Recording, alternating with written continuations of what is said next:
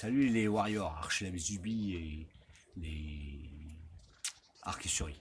Donc c'était Julien Ours qui avait lancé ces petits trucs il y a quelques temps de ça. Pas un petit défi, mais une création toutes les semaines chacun et tout. Puis on n'avait pas trop suivi, donc il faut le remettre d'actualité. D'accord? Parce qu'il avait bien fait de faire ça, au moins ça motive un peu les gars à chercher des trucs et tout.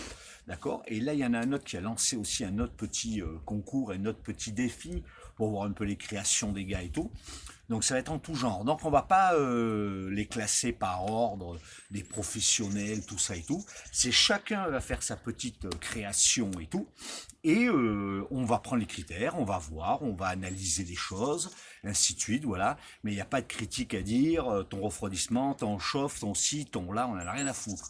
Chacun va faire son petit truc, et c'est en fonction de son échelle du matos qu'il aura. Donc le sujet, c'était un couteau dit de survie. D'accord? Donc chacun le catalogue comme il veut. D'accord? Ça, c'était un collègue qui me l'avait fait. C'était Thierry Rénal. D'accord? Son fils, c'est Hugues Rénal qui est avec nous sur Arc et Survie. Ce sont des forgerons et en partie aussi des forgerons couteliers et des gars du sud-ouest qui sont super sympas. Et vous voyez le machin quand même, c'est du sérieux. Avec en plus, vous avez vu le ricasso dessus, pas le ricasso, oh zut, je me rappelle plus du nom, pour planter le doigt, mais à l'envers pour accrocher carrément, avec un bon pour le doigt, la main rentre bien dans le manche, la lame est courte et puissante, et il avait fait ce gabarit de couteau, c'était pour un groupe d'intervention. Alors je sais plus ce que ça en a donné, mais ils avaient travaillé là-dessus, il avait fait le moule et tout, ils en avaient fait une dizaine pour la sauce, où j'étais avant avec les arcs flèche chasse, où je suis toujours aussi, je suis vice-président, et voilà, d'accord. Donc, les bases.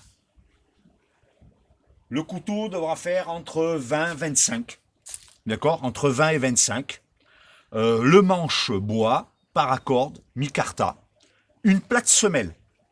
Plate semelle entre 4 et 6 millimètres. D'accord? Forme arrondie, pointue, bowie, tantôt. C'est un peu à l'imagination du personnage. On n'est pas fixé là-dessus, d'accord? Et voilà, avec le petit trou là derrière, vous faites un peu quelque chose, vous montrez un peu l'évolution, et on fait un petit truc ensemble, les gars. D'accord? Voilà. À plus, et on fera un peu sur les bâtons, on fera sur les battes, et ainsi de suite. Allez, les gars.